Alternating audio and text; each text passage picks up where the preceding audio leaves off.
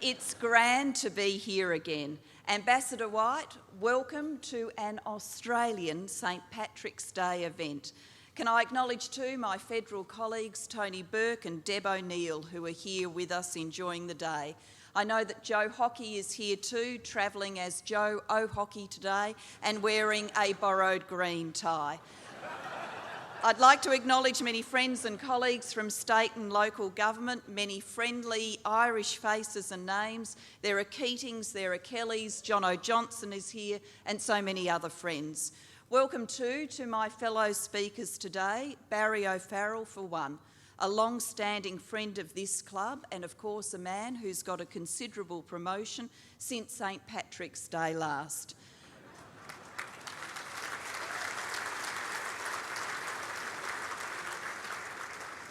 Barry, I don't think you view it as your role to make my life easier, but you've made it easier in one respect. I didn't have to text you this morning to make sure that you and I weren't wearing the same outfit. To Christina, who's here, it was always a risk, and the problem was she was always going to look better in it. Christina, it's great that you're here today. I'd also like to acknowledge Mr Alan Shatter, the Irish Minister for Justice, Equality and Defence. Welcome. We know that Ireland has been doing it tough, really tough, and it must sometimes feel for our Irish friends that history is a nightmare you're still trying to escape. We admired the days of the tiger and through those last decades felt your growing pride at your new prosperity. And now we feel how bitter it must be to face tough times again. But even in these tough times, Ireland is proving to itself and the world it's a great nation, a great people with great strengths to draw on, and one of those biggest strengths is your Irishness itself. In international politics, they talk about hard power and soft power. Hard power, the power of coercion and payment, fleets and armies, silver and gold. And soft power, the power of co-option and attraction, influence and ideas, story and song. Well, surely Ireland is a soft power superpower.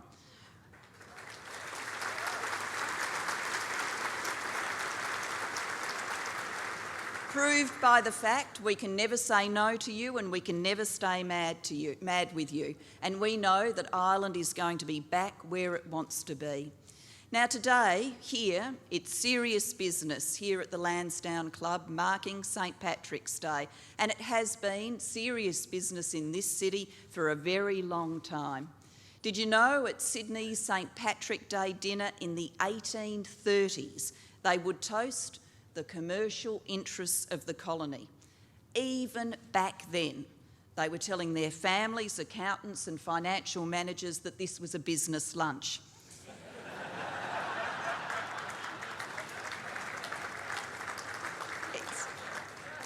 And so the story goes on. It's a day to honour the Irish and the honorary Irish as well, so it's no surprise either that at those very same dinners in the 1830s, they would toast the sons of St George, St Andrew and St David, who have honoured us with their company this day. So I'm glad all these years later you can make me, a daughter of St David, so welcome amongst you. It's a big day for the Irish and it's a big day for Australians too, because we know without the Irish we would be a very different place. Our society is this wonderful and complex multicultural tapestry, but at the start of European settlement, Englishness and Irishness were the original warp and weft of the people, the weave and the cross-weave of our national personality.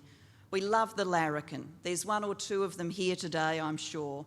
It was Manning Clark who said the larrikin is like this, almost archly self-conscious, too smart for his own good, witty rather than humorous, exceeding limits, bending rules and sailing close to the wind, avoiding rather than evading responsibility, playing to an audience, mocking pomposity and smugness, larger than life, sceptical, iconoclastic, egalitarian yet suffering fools badly, and above all, defiant.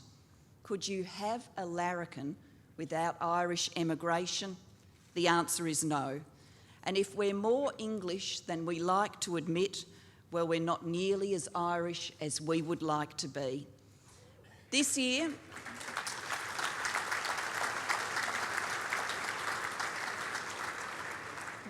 I took the opportunity to make the federal cabinet just that little bit more Irish.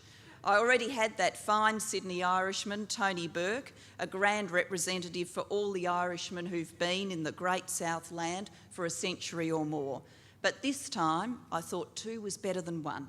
And if I could get one who came out here on a boat himself, all the better. So it was great fun to read out the names of the new ministers last week, but none more so than that fine Melbourne Irishman, Brendan Patrick O'Connor, proudly a member of my cabinet.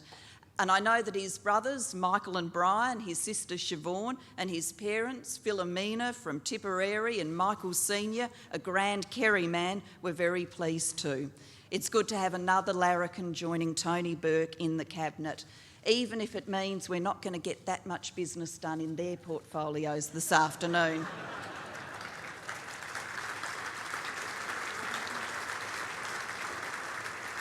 As you all know, we wouldn't be without the Irish for a moment. It's as if Ireland were Australia's marvellous, admired, absent uncle, sending wonderful gifts in the post and ringing us up at odd hours with mad anecdotes just when we'd almost forgotten him.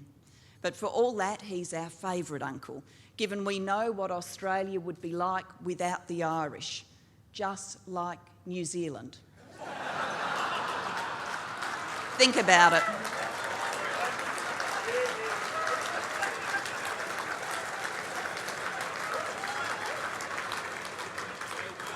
I'm going to pay for that in my next bilateral discussion with John Key. I can feel it. I'm sure it's a good thing, a very good thing, that you all have the weekend to recover from this lunch, so we can be very confident in the pursuit of national productivity that you will be at work on Monday. And I do want to say this too, that hasn't changed either. Patrick O'Farrell reminds us of the United Irishman Joseph Holt, a true political prisoner, sent here after 1798 and who found himself farming near Sydney, and he said in 1803, "My usual time to commence to sow crops was the first Monday after St. Patrick's Day, it requiring a few days to get the men sober." Enjoy the lunch. This is where you shout for more. Prime Minister, last year you came and we gave you some knives to take home. Because you came back again, we thought we'd do something special. So we have our gold badges that the club is available for members to buy. So what we thought we would do this year is we would get a specially made platinum badge. So we'd like to give you this, which you can wear with pride at all the various Irish functions you might go to. And it is the only one of its type, and it's a platinum badge for you. Thank you very much.